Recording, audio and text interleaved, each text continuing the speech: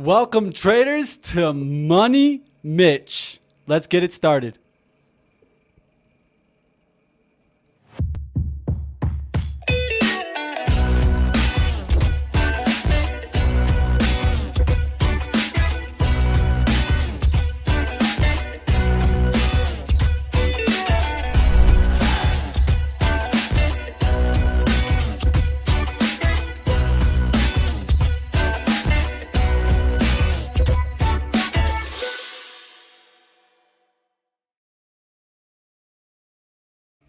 What's going on, traders? I'm Money Mitch. You guys already know who I am. If you want to find me on Twitter, look me up. Story Investors. You guys already know who I am. But I'm here to show you guys that the new investor is informed and that the bull market has taken control. And at the end of the day, there's always an opportunity out there in the market. And Money Mitch is here to help you guys find it. All right, guys, so definitely smash the like button.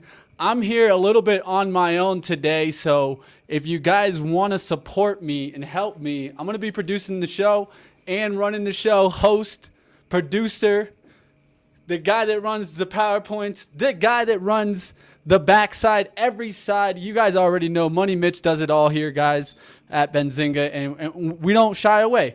You know, I don't have a producer tonight. Hey, I'll handle it on my own. That's what we do here. And you guys already know Money Mitch is here to get you guys the next story stock so that you guys can find that next potential 2x, 10x trade, whatever it may be. But let's go ahead and let's get into tonight. So tonight we're going to be going into a little bit about some earnings. And we'll also talk, of course, my man Elon just came out with some new earnings here on Tesla, Q1 earnings. So we're going to go into that. We're also going to look at the story stock that is looking great right now. I'm not going to let you know exactly what it is, but if you stick around to the middle part of the show, you'll be able to see what story stock that I predicted already since last Monday is already performing, guys. So definitely stick around, guys. We got some more stuff in the show. We got also we're going to be looking into two sports tonight. Some stocks that I think can definitely get moving in the next couple of months. So stick around, guys. We got a jam-packed show like always.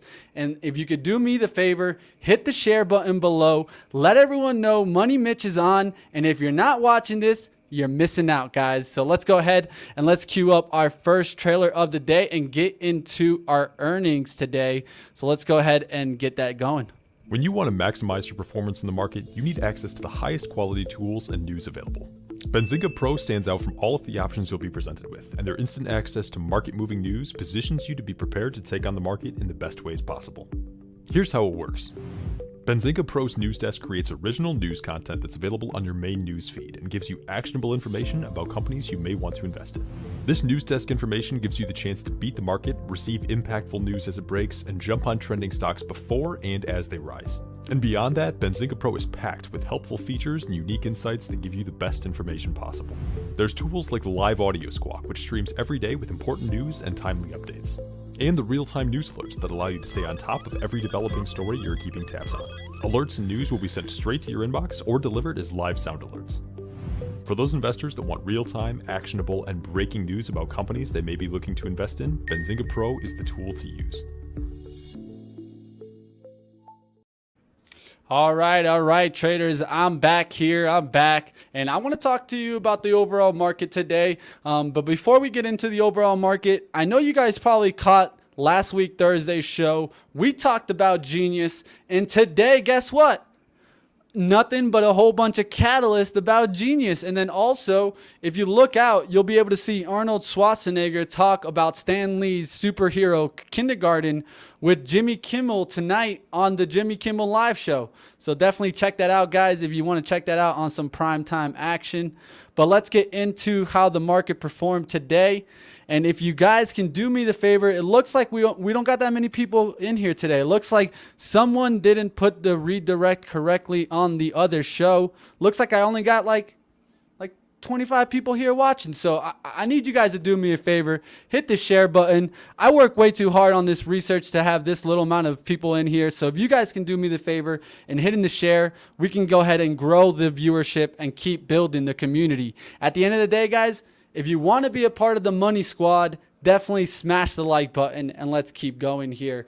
All right, guys, going to go ahead and get into some of our SPY action here. So let's go ahead and take a look here. I'm going to put it on the screen a little bit so you can see a little better here. So today in the market, you know, we saw a little move up. Really, it was kind of more of a sideways look, but you know, investors are really just paying attention to the real kickoff of earnings week and earnings season. You know, right now, we're getting some of the biggest names to start reporting. And so that's really what we're going to see. Can we get these companies to report and push us out of this channel? We keep talking about this channel. We get up to the top last time, about like the 18th or 17th, and we fell right back down. Can we get through that 420, really break above this trend channel, and really get the stocks moving? And I think what's really going to take is that's going to take some really good earnings report in the next couple of days. But today we saw consumers, staples down the biggest. You know, you saw companies like Coca-Cola take a hit. Procter and Gamble, pretty much the staples. And why? Because guys, we have the fear of inflation. We definitely have the fear of inflation here, guys, and we need to pay attention to it. And one of the things that I'm going to be paying attention to in some of the earnings calls today and this week is there talks of inflation? And so that's what I think everyone needs to look out for in the overall market. Can we get a melt up? Can we get that rip through the 200, the 420? That's really what I want to see. I want to see the rip through that 420, and can we get above that and hold? So that's what I'm going to be paying attention to, guys. Next thing's up, we're going to get into some of our earnings here. Let's go ahead and let me pull that up here. Let me get that next slide ready for us here. Boom, boom. Got to do it all today. Let's go ahead. Oh, this is a little close-up look of how many times we've been fighting this number. Let me look at that right quick.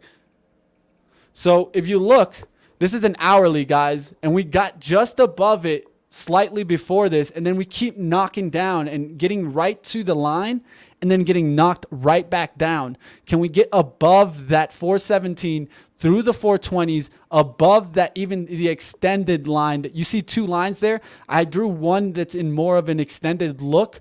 Can we get even above that and really just break out of trend? That's what I want to see, guys. That's what we're going to be looking for. So let's go ahead and pull the next image up here. I think I got it right here. Getting ready here.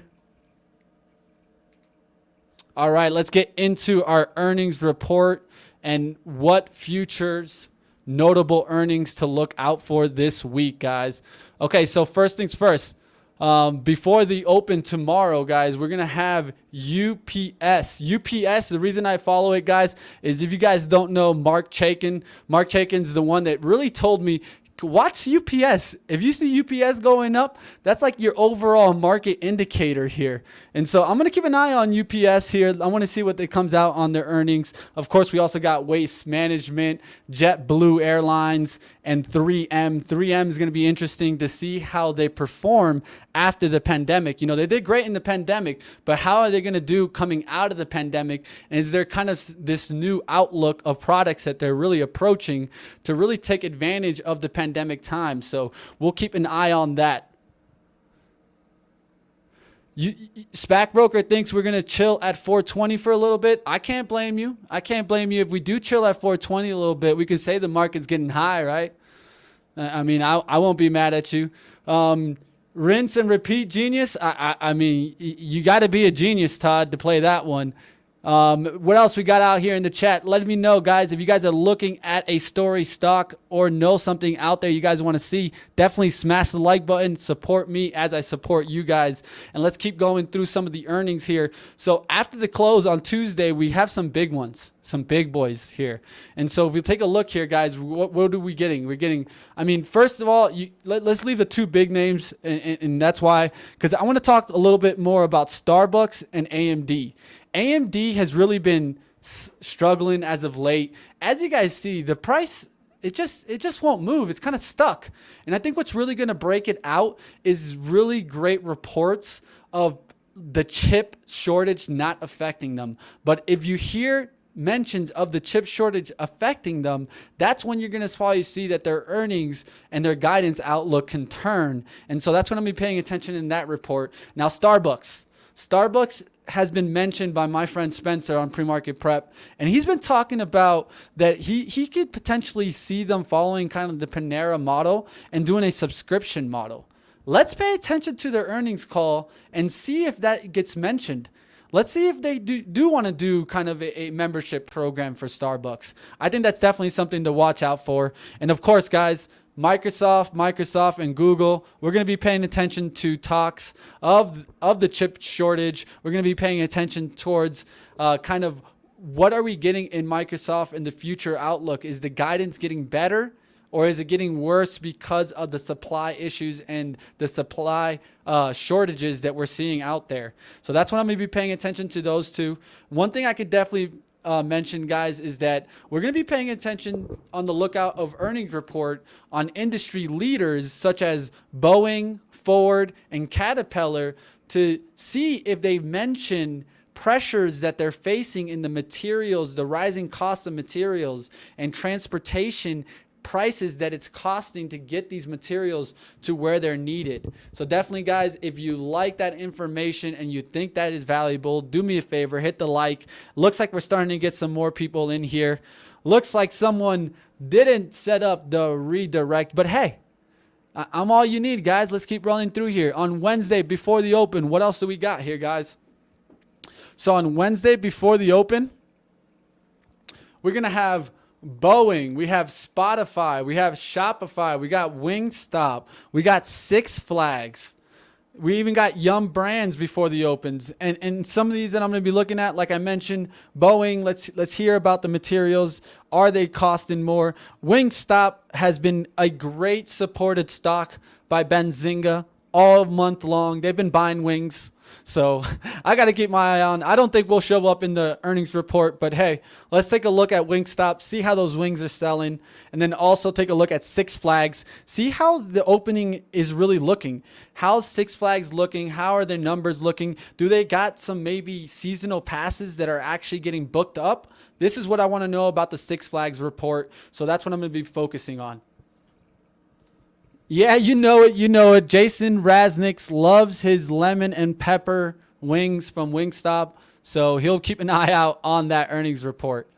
Another one to mention, guys, after the close, we'll be looking at eBay, Apple, Facebook, MGM, Grubhub, and of course Qualcomm because of the shortage report of chip shortage that we're going to be paying attention to of mentions. And of course, Ford also can mention that. And so keep your eyes on that. I think Apple's going to be interesting because if we could really get a good report from Apple, that means that we got a good report maybe from Tesla, a good report from Apple, and then we can keep moving up. But really, it's been a battle. It's been a battle. We've been seeing some companies report earnings and beating the estimate and beating the estimates about 30% on average, when normally it's about 8 to 10%. And so I'm going to be paying attention this week. Can we continue that trend? Can we continue surprising the expectations and ripping through the numbers here?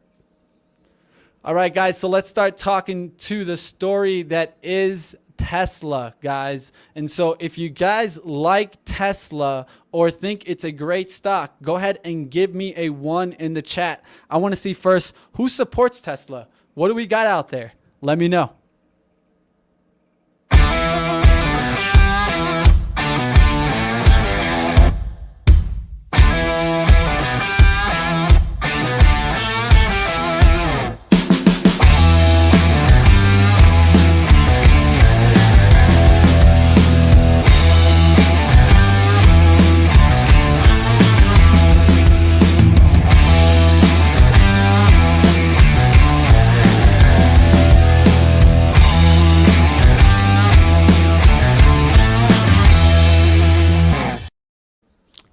All right, guys, I'm back, and I did see some ones start rolling through there, so definitely hit the like button for the Tesla.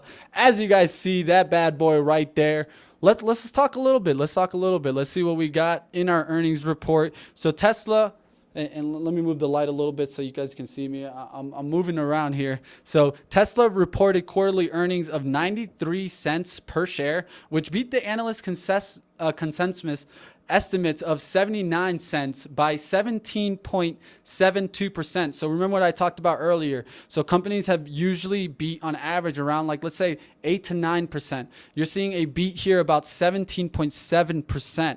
Not so close to that 30 average that I kind of been seeing, but still a beat there. And so that's definitely one thing I'm going to be focusing on. Tesla did also say that their Texas factory build out continues to progress quickly and remaining on track to start production and deliveries in late 2021.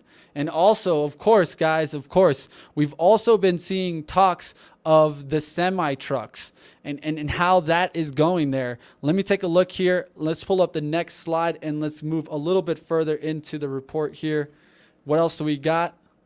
So one of the things that have been talked about is Tesla says that semi deliveries will also begin in 2021. And I think this is really big, guys. One thing that has been talked about is carbon neutral, right? And carbon neutral is really big because at the end of the day, companies are trying to go ahead and shift on over and abide by what we think is going to be a move into green energy, right? And so with that being said, I think why not a leader like the Tesla Semi? I mean, look at this thing. This thing looks really interesting. It definitely is going to be advanced. And if they get the automation correct, I think, you're going to really start seeing the Tesla Semi be one of the leaders in that industry. And so this is a completely different area that Tesla's really starting to take off in. Once they get those semis out, let's see how quickly these companies are starting to shift their fleets over to these new semis. All right, guys, let's keep rolling through here. Let's go through. So one thing I wanted to show you guys is some of the update from their kind of presentation here. So let me just pull this up here. So here, guys, you guys are going to be able to see the gig factory here in Texas. So Texas is still building, but they're definitely making moves.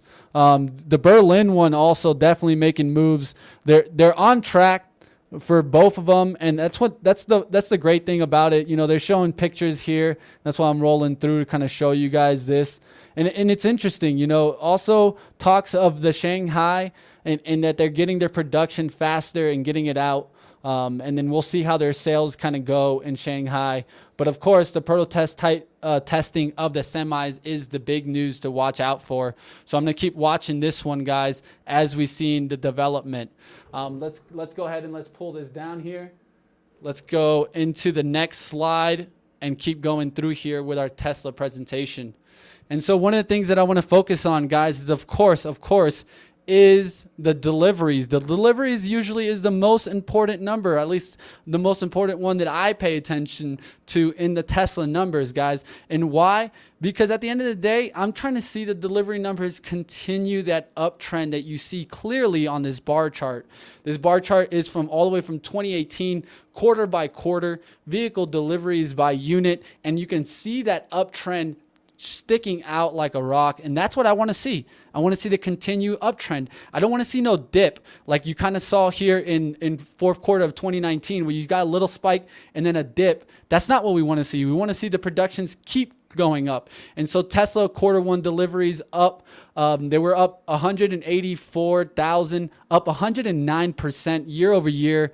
Production, it was up 76% year over year. And so that's what we need to keep an eye out for. I think you focus on this, keep watching this trend. And if they keep trending and delivering more and more vehicles, I think you continue to see that play out in the stock price.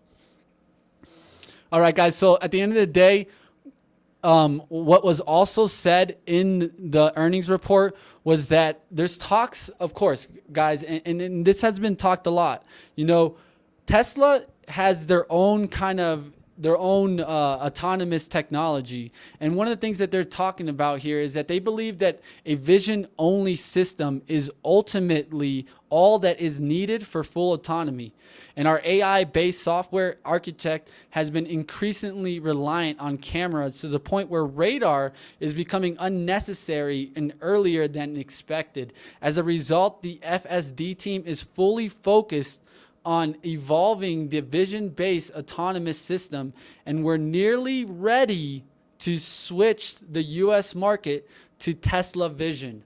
So that's what I think you need to really focus on, guys, is how they get this out. I've always said it, guys, autonomous to me is the first move that really gets the consumer to adapt to getting these EVs. You know, what's going to get me out of my shoes to go get an EV? It's going to be autonomous driving, because at the end of the day, I don't want to just be sitting back and just waiting on my ride. You know, too many times have I seen EVs, cars sold for, let's say, $40,000, $60,000, but then it doesn't drive itself. That's not gonna pull me over. To tell you the truth, guys, if you're gonna get me into an EV, it's gonna be because it drives itself. And I'm sure that's the same way you guys feel out there. So if you guys do agree with that same mentality that to get into an EV, you need autonomous driving, put a Tesla in the chat, not a Tesla, so that I know the deal, or FSD to represent Tesla here. And so one more thing before we get out of Tesla is that I want to get into something that most people, you know, they know about it, but they're not focused about it in Tesla. And so let me go ahead up and pull here.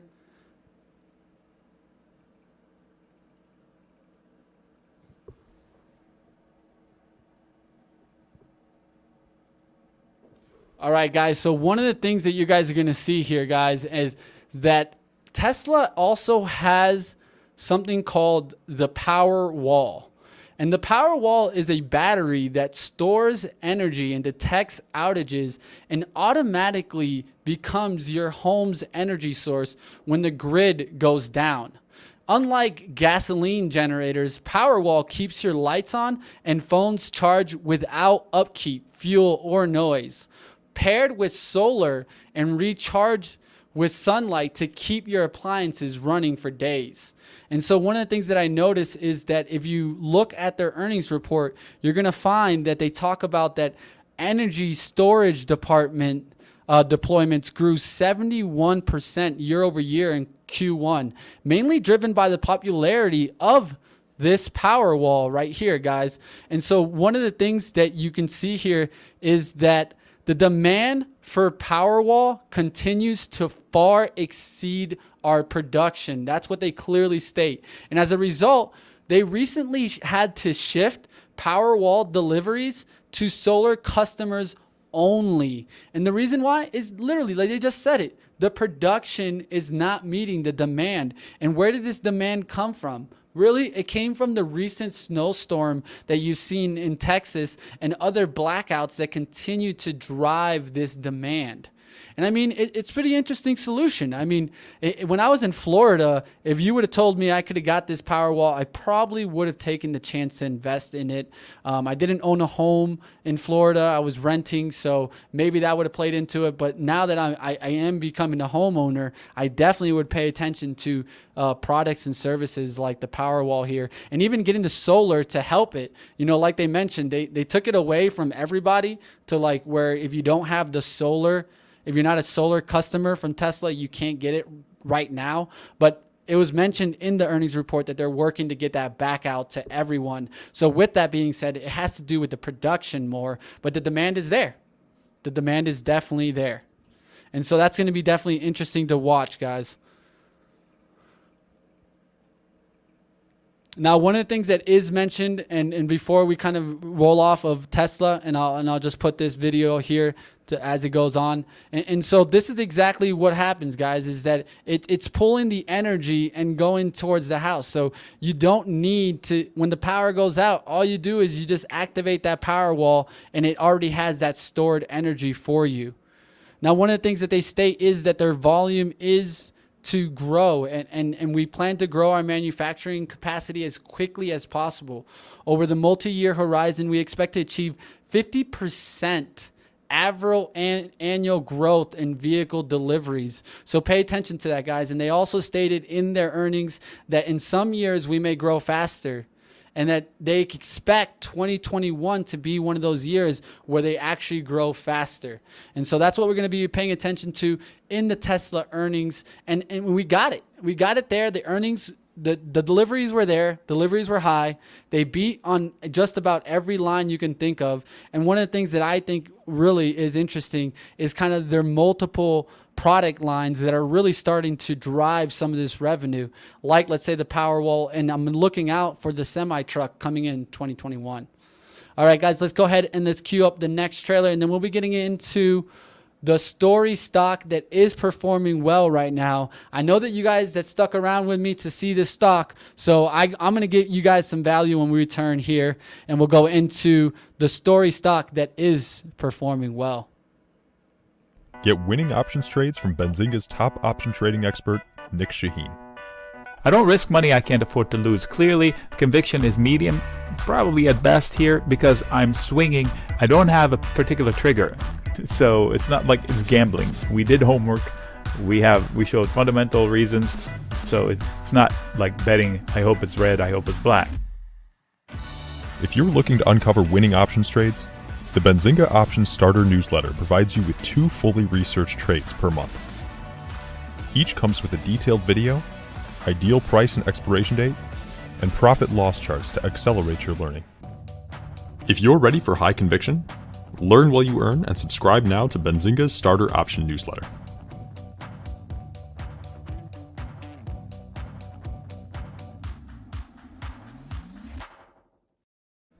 All right, guys, and we're back.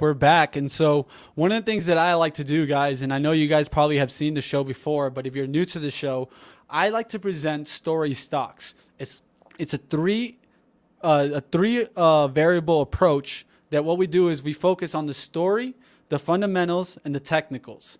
And so last Monday, I was actually talking about Frontier Airlines on the end of the biotech show. And so one of the things that I did was I started talking about airlines versus cruises, but then I point out a specific airline that I was watching because it was a recent IPO. And so let me go ahead and I'm going to cue this video so you guys can see the clip, and then we'll get into exactly why I like this stock and where it is right now. We're going to be looking at first airlines and cruises right now. And so I'm going to zoom in a little bit so you guys can see a little bit more. This is the last 12 months. And then really what I want to show is kind of how we really are starting to take off here. Now it's picking up here as a 93 here. Let me zoom in a little bit more so you guys can see a little bit better here. 93 there on the Google trend data. And this is airlines versus cruises. So you could see there was kind of that convergence here right here in December. And really they starting to take off, but there was a match. And I think, you know, you're going to see both of them really start getting some strength. I'm seeing some ones fly in the chat. Definitely. Anthony says, we're going to Puerto Rico. Sign me up. I'll be there. I won't be mad at you. So definitely we've seen some people out there looking for flights, right? Let's get into which one I'm looking at and why, guys. So one of the things that I've been looking at is which airline could possibly do better than another, right? And then so let's go ahead up and look up Frontier here. This is going to be the one that I'm going to look at. The reason why, guys, is because this one just kind of changed over. Let me take off the cruises. I'll only look at Frontier Airlines here. This is the last 12 months, and you can see a sideways trend, right? And then a breakout, guys, a breakout. We that know trends and stock charts, this to me looks like a breakout. Now we hit 90 in March 14th through the 20th, and now we're starting to get back up there, 94 through this last week. This is the stock I'm looking at, guys. And reason why, let's take a look at the chart here. This is a recent IPO, really, guys.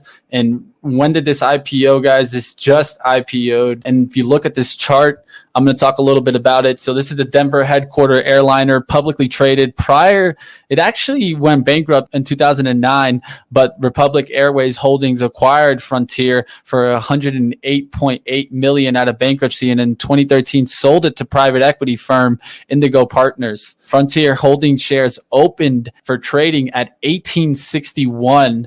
And then it IPO'd, priced was 19. You know, this is an interesting stock for me as I've been seeing the trend come up. I'm seeing it in the chat. Definitely people are saying they're going to go out to some trips. One of the things that I definitely did see from that Frontier data is that if you go down, you can see where are the main places, right? So they're based out of Denver. So of course, Colorado, and then Florida is one of their main places. And then also Nevada. We saw airlines carried 60% less passengers, right?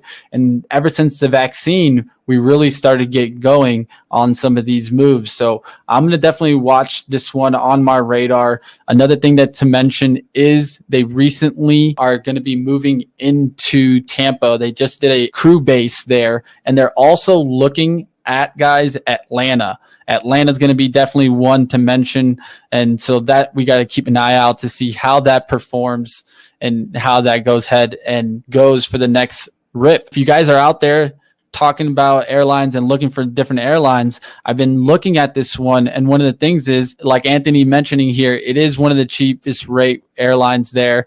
And I think that they're with the new kind of crew base they want to do in Atlanta. They have Atlanta flights already. But one of the things is they're going to be growing into these kind of new fields, and that's Florida and Georgia, one of the biggest places where you see those connecting flights and you get those non-stops.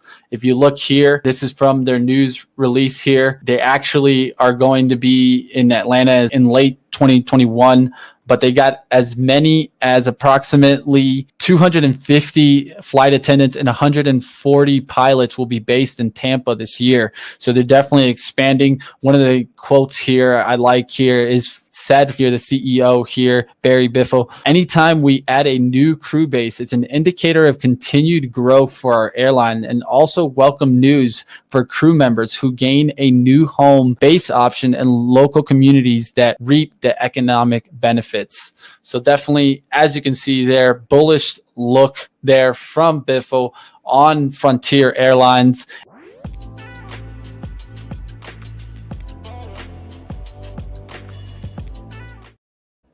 All right, guys, and I'm back. And so one of the things that I wanted to show you guys is how that Google Trend data is performing right now. And so I'm going to put that on the screen. But if you like these Google Trend stocks and you like me bringing in the story stocks, please let me know in the chat so that I can continue working and finding this data for you. So one of the things that I'd state is right off the back, guys, man, we got some coverage on today. We got it was like 6 or 7. Well, one of the major things is they started the coverage. They initiated coverage now, these analysts, and most of them put out a good price target, a higher price target than what we're seeing right now on the price of the stock. Right now, the stock's trading at $21, but definitely getting a big boost with the stock getting bullish ratings. So JP Morgan initiated coverage, neutral with a price target of 20, Barclays with a price target of 26 and an overweight rating, Bank of America announced a price target of 22, and Cohen & Co. announced a price target of 23. And one of the things that JP Morgan said is that on their summary of Frontier, they said Frontier Airlines appears well positioned for what many investors are currently looking for in an airlines, a strong skew to accelerating domestic recovery. And so one of the things also stated by Bank of America's summary on Frontier was that with 90% of its revenue coming from the leisure consumer, Frontier Airlines is exposed to the fastest growing segment of the travel market. And so with that being said, as we know, this is a discount airline, so they already are able to generate profits at a lower price point relative to other airlines. And so that's another reason why I'm paying attention to Frontier Airlines. And so if we see the interest kind of went a little bit down and went down to about 84, we want to see it remain above the 75 line because that's really where the breakout kind of happened. And so if we can focus on that line and it can continue breaking out from that, that will show good trend.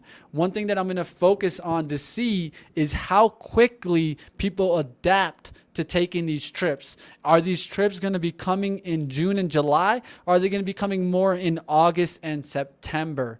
I think that's the real important thing. I mean, right now, guys, I mean, we're right about to hit May, and I think May is going to be the big month where you're going to see the most vaccines actually go through, where people are really lining up to get the vaccine. It's going to be, I'm going to have to call May Vaccine May, because at the end of the day, it's going to be a lineup of people trying to get this done so that they can go on vacation in June and July. I know that you guys are out there. The ticker right here, I got you, Donkey. That's a very important thing. The life of not having to produce it here. So that's ULCC. So that's ULCC is the ticker, guys. ULCC is the ticker. I'm going to put up the chart here and show you guys what I was looking for to begin with and why I liked it.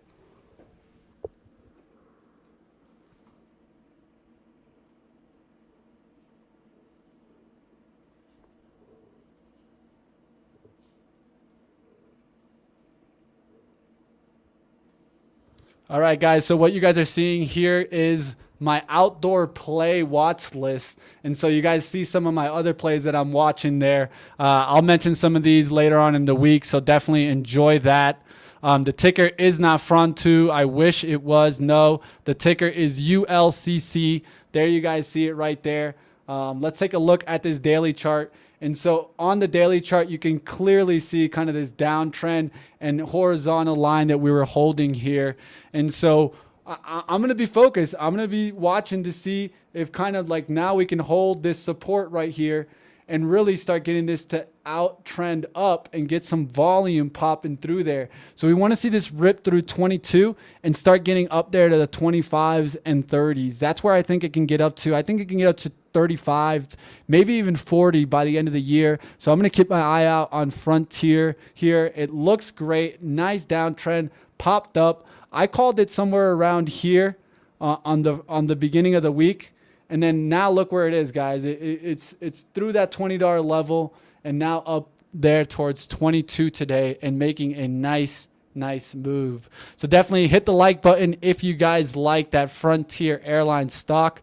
And let's go ahead and let's get into our next segment, which we're going to go ahead and talk about some sports stocks that you guys need to keep a watch out for.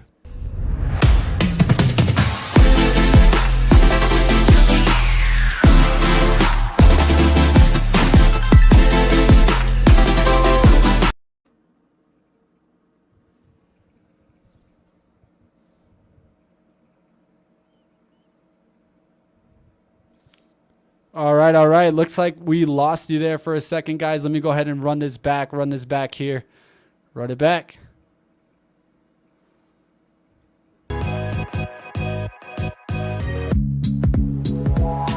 I tell all my CEOs, this is a very, very, very important platform. And look, all the other platforms are important too, but you're up there now. You're way up there. Best investments you can do in your future is actually go and re-educate yourself on credible sites and credible resources like Benzinga. I think you guys have been killing it. The comment section on this show is remarkable. Like the quality of the combo, and just big shout out to you and your community. So I love about you guys, you just had all your callers in right then. And it's all about the community here at Benzinga.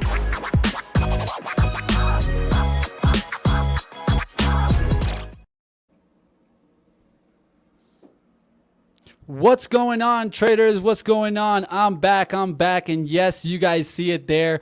We're going to be talking a little bit about UFC or Endeavor Group Holdings. Going to be opening up an IPO trading under EDR here. Let me go ahead up and put this ticker here for you guys so that you guys can see that. And so one of the things that I'd clearly state is that, of course, this is operating in sports and content markets. What you're trying to see is they're going to be selling 21.3 million shares at a price point of 23 to 24. So let's see where that actually opens up tomorrow. If it opens up at a premium or a discount, but the target price right now is at 23 and 24. The company owns the UFC professional bull riding and the Euro League basketball brands, which made up about 20% of its 2019 revenue. But now, because of going this IPO route, they'll be owning that 100% of the UFC's revenue. So that's also something definitely to keep in mind. So now one thing I definitely notice is that most people think that this company only does UFC, but of course they don't do only that. They also got IMG events that has data, and then they're really best in IMG licensing, where they're brand licensing and global merchandising across sports and corporate trademark popular cultures, icons, and personalities really drive a lot of their revenue. So one of the things is definitely to keep in mind, of course, is that NFTs can come into play with UFC. And so recently, Dapper's Lab announced a licensing agreement with UFC, and the deal will see the creation of new UFC branded digital collectibles for fans to buy and trade. And so with that being said, I mean, you're talking about Dapper's Lab. The original gained notoriety by the releasing of what? Crypto Kitties in 2017. And then this is also the same company that partnered with the NBA to develop NBA Top Shots. And so this is definitely something to keep our radar. You know, if UFC is going to dip their toes in the NFT business, that could be another driver to this IPO. And so one of the things I note is that DraftKings announced in March that its sportsbook and daily fantasy partnered would be UFC. And so the world premier MMA organization, Combat Sports, and UFC in particular have really scaled up significantly across both our sportsbook and daily fantasy verticals. And so one of the things that we're seeing in Jason Robbins' states is that this niche is actually evolving to a high demand category, and that they believe that the growth will just continue moving as they innovate. And so that's what I definitely would mention. Jason Robbins, DraftKings co-founder and CEO, really supporting here the UFC in his comments. And I think that's something that definitely we need to keep on radar. Is there a share price estimate? Yes. I stated it a little bit a while ago. The estimate is around $23 to $24, guys. So that's the estimate. We're gonna keep an eye on it, but of course, it's UFC, guys. I don't know if you guys watched the recent fight, but they stayed open during the pandemic. And one thing that I noticed is that their revenues didn't really drop off. You would expect revenues to really take a hit, right? If they're going through the pandemic, but really UFC tried to stay open. And their 2019 revenues of $4.57 billion versus 2020 of $3.48 billion just shows you that even with the pandemic, if they can handle making their revenue, then they can handle when the growth comes back. And so that's when I really want to see them push the gas pedal and see if this company can really take off. And so, of course, with IPOs, you got to be careful day one. I will state it again. Be careful day one. You never know where the stock's going to open up. It could open up at a premium, start trading up like at 28, then move back down below the target price, kind of like what we saw in Coinbase. But we could also see a move where the stock could go up. And so it's very volatile on day one. I like waiting a couple days, maybe 2 to 3 days before I even look at an IPO to take the trade. But like always, guys, make your own decision and take a look at UFC. And so that's going to be trading, like I said right here, guys, EDR Endeavor Group Holdings here, guys. So take a look at that and we'll see what happens with UFC. So it looks like I'm catching up with the chat. Looks like UFC fighters are underpaid compared to boxers. Brian Blockchain stating that. Let me bring some of the comments in the chat here. I'm loving this. You guys are talking about gonna knock out on NFTs. I like it. Sell that knockout clip. I mean, there's some good ones. If you watch some UFC, you have to have seen some good knockouts. So definitely, I think that'll be one of the ones that they use. The UFC, they're underpaid. Yup, I agree with that. You know how it is. But we'll keep an eye on it, and we'll see how that keeps moving. But definitely appreciate the love, Rob Talks. Definitely smash the like button if you guys enjoy me going into some story stocks. And so I got one more for you guys, but it looks like we haven't hit 75 likes. And if I don't get to 75 likes, I think I'm going to hold this one in the bag because it's a good one. It's a good one, guys. And you got to have your stocks in the bag, right? And so this one I'm definitely paying attention to. And it's something that most people don't know about. It's a sport that most people wouldn't think about could get big. And if you really look at it, in a new generation and their stats are kicking off. So let's see if we can get to 75 likes, guys. And then we'll get into the next story stock here, guys. All right, guys, so I'm going to go ahead and queue up another trailer, and when we come back, if we got 75 likes, we'll knock them dead. Let's see what we got here. When you want to maximize your performance in the market, you need access to the highest quality tools and news available. Benzinga Pro stands out from all of the options you'll be presented with, and their instant access to market-moving news positions you to be prepared to take on the market in the best ways possible. Here's how it works. Benzinga Pro's news desk creates original news content that's available on your main news feed and gives you actionable information about companies you may want to invest in. This news desk information gives you the chance to beat the market, receive impactful news as it breaks, and jump on trending stocks before and as they rise. And beyond that, Benzinga Pro is packed with helpful features and unique insights that give you the best information possible. There's tools like the Live Audio Squawk, which streams every day with important news and timely updates, and the real-time news alerts that allow you to stay on top of every developing story you're keeping tabs on. Alerts and news will be sent straight to your inbox or delivered as live sound alerts. For those investors that want real-time, actionable, and breaking news about companies they may be looking to invest in, Benzinga Pro is the tool to use. All right, guys, and we're back. I do see some likes. I saw the likes jump up a little bit there. Do me the favor, guys. Hit the like button down there. Let's get to 75 at least before the end of the show. I'll give it to you. So as you guys can see over my shoulder, Formula One Drive to Survive. If you guys have seen this show, put a 1 in the chat. Put a 1 in the chat, guys. If you've seen the Formula One Netflix show, let me know. Drive to Survive. Let me know if you guys have seen the show.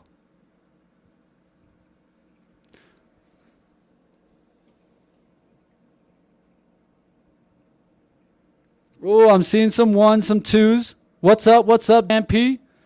What's up?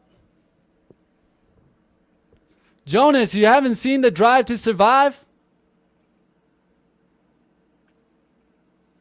So one of my favorite quotes to get started before we get into a lot of the information here. So one of my favorite quotes states like this, guys.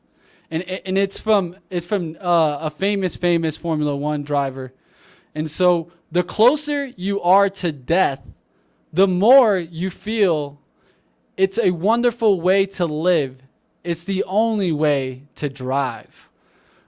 I love that quote, and what it really means is that at the end of the day, when you're in those pressured situations, if you live for those moments, that's what Formula One was made for, and that's what I think day trading was made for. So if you like the pressure and you feel more alive when you're in those pressured situations, maybe check out some day trading. That could be for you. So Formula One racing has really been one of the most popular world sports out there right now. And recently, that could all really start changing with this Netflix documentary. And so one of the things that you guys need to check out is that on this Netflix documentary series, which I've been watching since season 1, you really start seeing the highlights of the league, of the stories behind the league.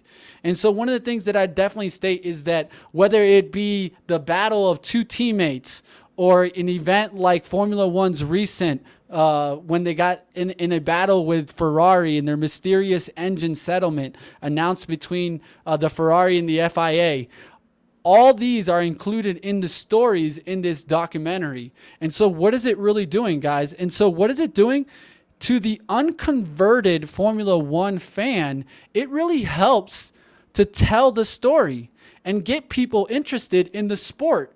And if you really look, you're going to start seeing some surprising numbers here. And so the season opener in Bahrain was the most viewed U.S. race ever. And perhaps the most importantly, over 75% of Formula One's audience growth in 2020 came from the most important age group, 16 to 35. That one is the new viewers. So what they're getting is that new generation to really check out Formula One.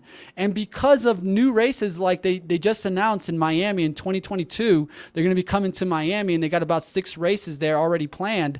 I think you might just start seeing some interest come out of Formula One. And so what can we really pay attention to is we want to pay attention to Liberty One Group. And so that's FWONA. This is the company that is actually, it runs Formula One.